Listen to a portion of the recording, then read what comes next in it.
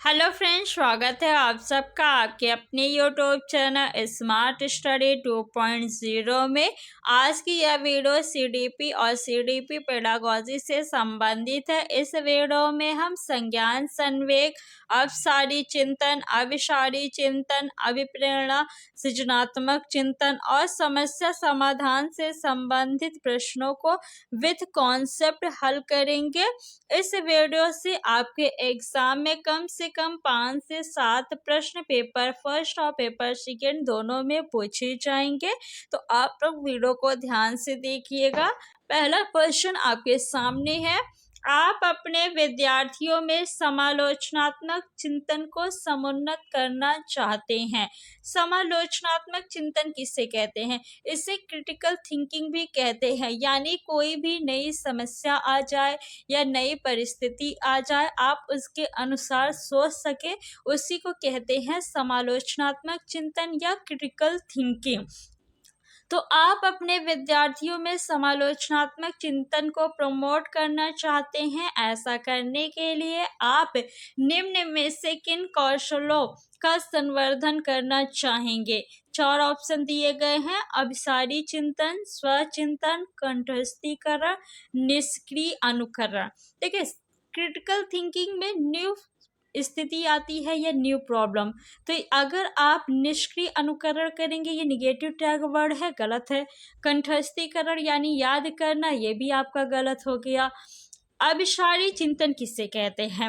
मान लीजिए कोई प्रॉब्लम है, उसका सलूशन आप अपने माइंड में जो फैक्ट है उसके आधार पे एक सलूशन निकालते हैं, तो उसी को अभिसारी चिंतन कहते हैं। यानी जो आपके माइंड में पहले से फैक्ट है उसके आधार पे निकाल रहे हैं। तो मान लीजिए कोई न्यू प्रॉब्लम आपके सामने आ गई, उससे रिलेटेड आपके माइंड में कोई फैक्ट नहीं है, तब आप क्या उसका सलूशन निकाल पाएंगे? नहीं निकाल पाएंगे। तो इसलिए अभिसारी चिंतन जो है ये गलत हो जाएगा। अभिसारी चिंतन जो है ये भी आपका निगेटिव टैग वर्ड है, आप लोग ध्यान रखिएगा। स्वचिंतन, स्वचिंतन जो है ये बिल्कुल सही हो जाएगा, क्योंकि बच्चे जब खुद से सोचेंगे तभी वो अपने अंदर क्रिटिकल थिंकिंग को प्रमोट कर पाएंगे, तभी वो किसी परिस्थिति से बाहर खुद को निकाल पाएंगे, न्यू प्रॉब्लम का सलूशन निकाल पाएंगे। क्वेश्चन नंबर सेकेंड है। निम्न में से कौन सा विद्यार्थियों की समस्या समाधान कौशलों के विकास में बाधक है? यानी निगेटिव कौन सा है वो आपको बताना है। आपका क्वेश्चन निगेटिव है तो आंसर भी निगेटिव वाला सही होगा। अनुरूप चिंतन किसे कहते हैं समझ लेते हैं। मान लीजिए कि आपने जो है पास्ट में किसी प्रॉब्लम को सॉल्व किया है, उसी से मिलती जुलती कोई प्रॉब्लम आपके प्रेजेंट में है, आप अपने पास्ट के उस प्रॉब्लम के सलूशन के आधार पे न्यू प्रॉब्लम का सलूशन निकालते हैं, तो इसी को कहेंगे अनुरूप चिंतन। प्रकार्यात्मक स्थिरता किसे कहते हैं? तो ये पहले शब्द आप समझ लीजिए कि प्रकार्यात्मक इसका क्या मतलब है। कार्य मतलब होता है किसी काम को करना, प्रकार मतलब होता है किसी काम के करने के स्वरूप बनाना, यानी किसी काम को आप किस तरह करेंगे उसका स्वरूप बनाना प्रकार्यात्मक शब्द का अर्थ है। प्रकार्यात्मक स्थिरता जो है ये एक प्रकार का संज्ञानात्मक पूर्वाग्रह है, यानी किसी भी समस्या का पारंपरिक तरीके से सलूशन निकालना ही प्रकार्यात्मक स्थिरता कहलाता है। ये जो है आपकी सोचने की क्षमता को सीमित करती है। क्या करती है? आपके सोचने की क्षमता को सीमित करती है। बहुविध तरीकों से प्रश्नों का प्रस्तुतिकरण, ये पॉजिटिव है, तो ये आपका उत्तर नहीं होगा। प्रासंगिक सूचनाओं पर केंद्रित होना, ये भी पॉजिटिव है, और अनुरूप चिंतन भी जो है पॉजिटिव है। लेकिन प्रकार्यात्मक स्थिरता आपका निगेटिव है, तो यही उत्तर हो जाएगा, क्योंकि ये आपकी सोचने की क्षमता को सीमित कर रही है और आपको बच्चों में जो है समस्या समाधान का कौशल विकसित करना है। और कौन सा बाधक है ये पूछा गया था, तो ऑप्शन नंबर सेकेंड आपका बिल्कुल सही है। निम्नलिखित में से कौन सा वायु अभिप्रेरणा का उदाहरण है? अभिप्रेरणा कितने प्रकार के होते हैं? अभिप्रेरणा दो प्रकार के होते हैं। एक होता है आपका आंतरिक अभिप्रेरणा, एक होता है बाह्य अभिप्रेरणा। आंतरिक अभिप्रेरणा किसे कहते हैं? जब आप खुद से पढ़ने के लिए मोटिवेट होते हैं तो उससे आंतरिक अभिप्रेरणा कहते हैं। जैसे आप कोई चीज़ सीखना चाहते हैं, आप में जिज्ञासा है, आप टॉप करना चाहते हैं, तो ये क्या है? आंतरिक अभिप्रेरणा है। लेकिन मान लीजिए कि आप टॉप जो है किसी को दिखाने के लिए करना चाहते हैं, या किसी पुरस्कार पाने के लिए चाहते हैं, या फिर आप कोई चीज़ पढ़ रहे हैं किसी से पुरस्कार, इनाम या किसी को दिखाने के लिए या समाज में सम्मान पाने के लिए, तो ये आपका बाह्य अभिप्रेरणा कहलाता है। तो चलिए फ्रेंड्स, अब क्वेश्चंस को हम लोग देखते हैं। बाह्य अभिप्रेरणा का उदाहरण आपको बताना है। जिज्ञासा को संतुष्ट करने के लिए अधिगम, तो यहाँ पे तो आप में जिज्ञासा है इसलिए आप सीख रहे हैं, तो ये आंतरिक रूप से अभिप्रेरित है। तो ऑप्शन नंबर फर्स्ट आपका गलत हो जाएगा। समझ को समुन्नत करने के लिए अधिगम, तो ये आप खुद सीखना चाहते हैं। क्यों? क्योंकि आप अपने समझ को प्रमोट करना चाहते हैं, तो ये भी गलत हो गया, ये आंतरिक अभिप्रेरणा है। नगद पुरस्कार पाने के लिए अधिगम, यानी यहाँ पे बाह्य कारक है, तो ऑप्शन नंबर थर्ड आपका बिल्कुल सही है। किसी कौशल में निपुणता प्राप्त करने के लिए अधिगम, तो ये आपका आंतरिक अभिप्रेरणा है। ऑप्शन नंबर थर्ड बिल्कुल सही है। भावनाओं और संज्ञान के बारे में निम्न में से कौन सा कथन सही है? अधिगम के लिए रुचि और जिज्ञासा परस्पर संबंधित नहीं है। देखिए, अगर आप में जिज्ञासा होगी तो रुचि अपने आप आ जाएगी, ये जो है एक दूसरे से संबंधित है, तो ये तो आपका गलत हो गया। तो फर्स्ट ऑप्शन आपका क्या है? गलत है। अधिगम तार्किकता के अमूर्त संज्ञान के बारे में है, यानी आप जो सोच रहे हैं वो सिर्फ अमूर्त चीज़ों के बारे में ही सोच रहे हैं, तो ये बिल्कुल गलत है। आप मूर्त वस्तुओं के बारे में भी सोच सकते हैं, तो ये भी गलत हो गया। जानकारी ग्रहण करने के कौशल मनोदशा द्वारा प्रभावित होते हैं, तो ये आपका बिल्कुल सही है। निराशा का उच्च स्तर संज्ञानात्मक दक्षता को समुन्नत करता है। क्या आप जब निराश होते हैं तब सबसे अधिक सीखते हैं? संज्ञानात्मक दक्षता क्या है, पहले इसको समझ लीजिए। समस्याओं का समाधान करना ही जो है संज्ञानात्मक दक्षता कहलाता है। तो क्या आप जब निराश रहेंगे तब ज़्यादा समस्या का समाधान निकाल पाएंगे, या जब आप खुश रहेंगे तब? आप खुद को रख के देखिए उस सिचुएशन में, तो ये भी आपका क्या है? गलत है, क्योंकि जब आप खुश रहेंगे तो ज़्यादा समस्याओं का समाधान निकाल पाएंगे।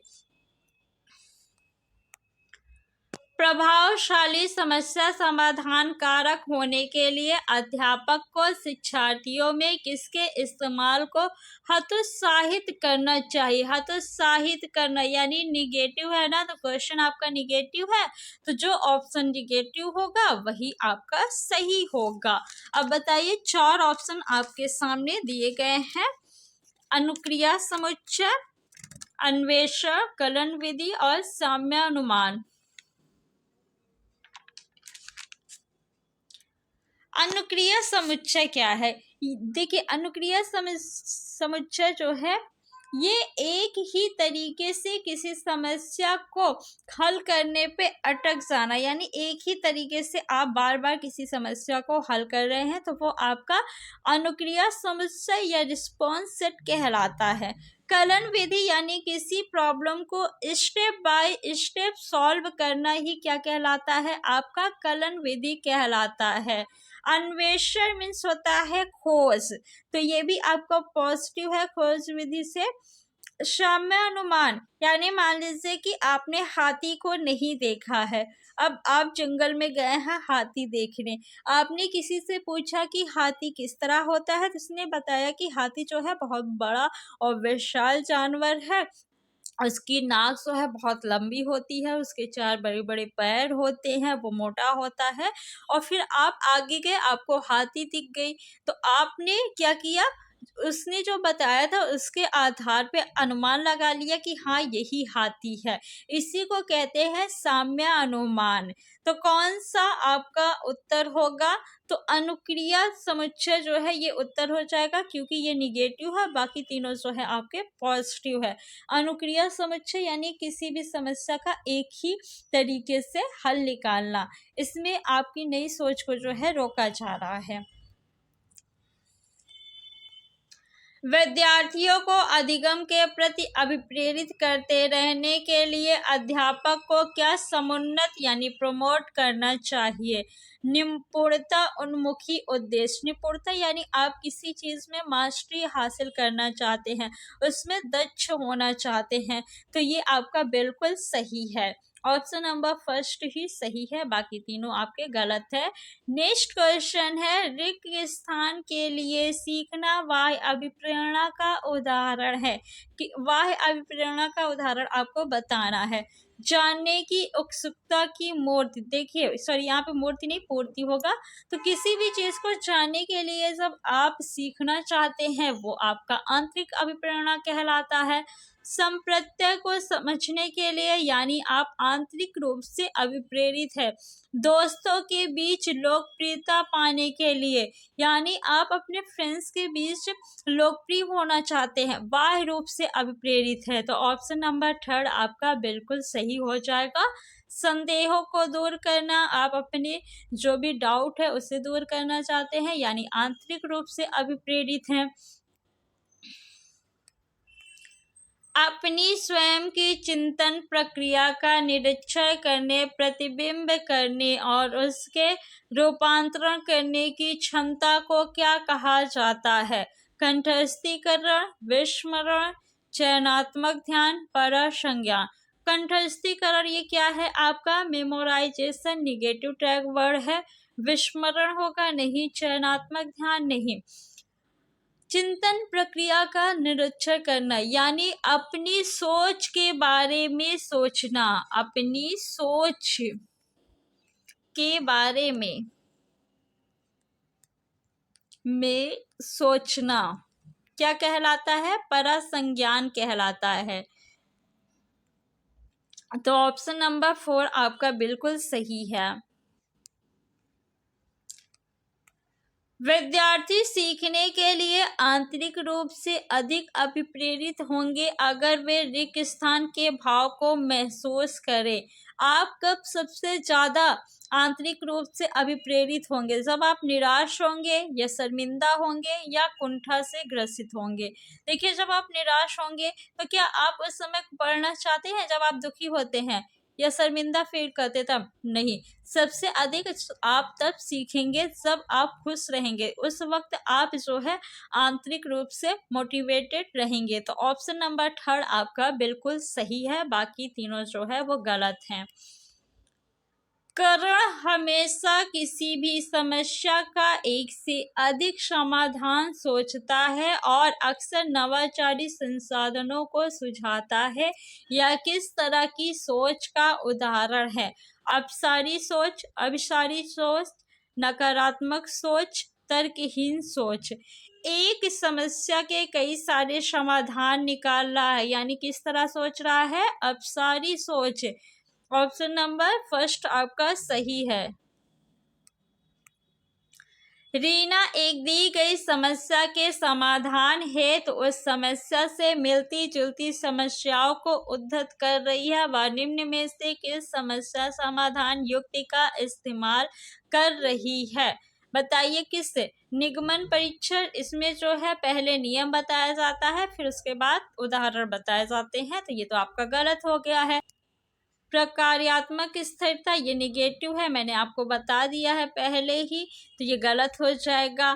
स्मृति सहायक विधियां नहीं, अनुरूपक सोच। ऑप्शन नंबर सेकेंड आपका बिल्कुल सही है, क्योंकि वो क्या कर रही है? उससे मिलती जुलती समस्या से रिलेट करके अपनी समस्या को सुलझा रही है। भावनाओं और संज्ञान के संदर्भ में निम्नलिखित में से कौन सा सही है? अत्यधिक दबाव समस्याओं को सुलझाने के कौशल को बढ़ावा देता है, गलत है ये। हर्ष और उल्लास की भावना चर्चा में भाग लेने के लिए बढ़ावा देती है, तो ये सही है आपका।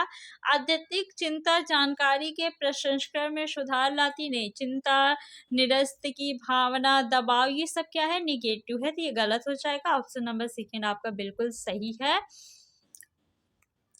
एक विद्यार्थी जो बार बार मिलने वाली असफलताओं का कारण उसकी योग्यता की कमी को मानता है, उसमें कौन सा भाव पैदा हो सकता है?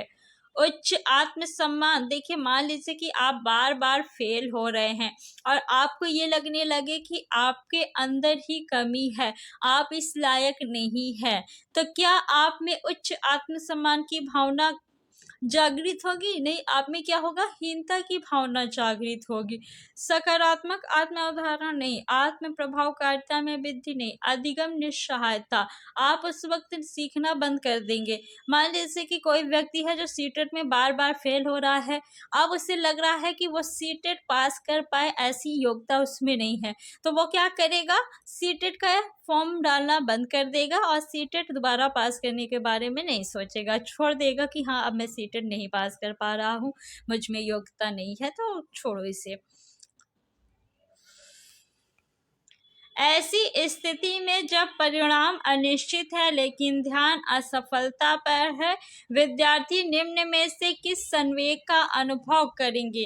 देखिए, मान लीजिए कि आपका एग्जाम अभी हुआ नहीं है, आपको पता है कि आप जो है पास भी हो सकते हैं, फेल भी हो सकते हैं, कुछ भी हो सकता है, अभी कोई निश्चित नहीं है, लेकिन फिर भी आपके माइंड में सिर्फ यही आ रहा है कि आप फेल हो जाएंगे, आप फेल हो जाएंगे, तो ऐसी परिस्थिति में आप किस संवेग का अनुभव करेंगे? तो क्या आपको खुशी होगी? नहीं। उम्मीद होगी? नहीं। बोरियत? नहीं। दुश्चिंता। ऑप्शन नंबर सेकेंड आपका सही है। आपको अगर लगेगा कि आप फेल हो जाएंगे तो आपको टेंशन हो जाएगी। संवेगों और संज्ञान के संदर्भ में निम्न में से कौन सा कथन सही है? उच्च स्तरीय दुश्चिंता समस्या समाधान कौशलों को बेहतर करती है, संतुलित उत्साह भागीदारी और अधिगम को बढ़ाता है, निराशा अधिगमकर्ताओं को और अधिक प्रयास करने को अभिप्रेरित करती है, शर्मिंदगी अधिगमकर्ताओं को सामूहिक कार्यों में पहल करने के लिए अभिप्रेरित करती है। शर्मिंदगी, निराशा, उच्च स्तरीय दुश्चिंता, ये नेगेटिव है, तो गलत हो गया। ऑप्शन नंबर सेकेंड सही है, संतुलित उत्साह भागीदारी और अधिगम को बढ़ाता है।